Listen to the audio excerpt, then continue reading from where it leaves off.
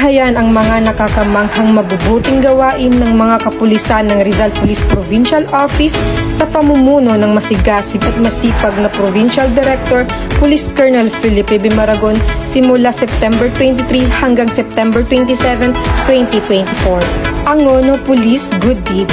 Habang nasa duty ang Angono Police at nakatalaga ito sa BCMW o Blue Caps on Mobile Wheels, napansin ng Angono Police na nalaglag ang cellphone nito.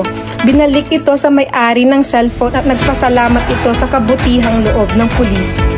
Angono Police Good Deeds. Habang nagpapatrolya ang Angono Police ng madaling araw, tinulungan nila ang isang babae na natutulog sa tabi ng kalsada, kaya ginising nila ito at pinagpahinga sa police station. Nagpapasalamat naman ito sa kabutihang loob ng Angono Police. Nitong umaga lang may isang nanay na nahulugan ng cellphone na pulot ito ng Angono Police sa tapat ng Compact 1 Station. Nagpasalamat naman ito sa kapulisan at naibalik sa kanya ang nahulog na cellphone. Police Response and Assistance, tugon at tulong ng kapulisan. Ang mga tauhan ng Tanay Municipal Police Station ay tumugon at tumulong sa aksidente sa kalsada.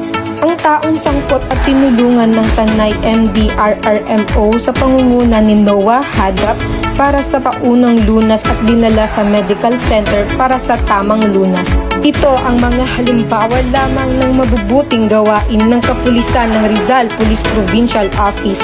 Mabuti na lang at may pulis sa panahon ng pangangailangan. PNP ang inyong maasahan. Tatak Rizaleño. Sa bagong Pilipinas, ang gusto ng pulis, ligtas ka.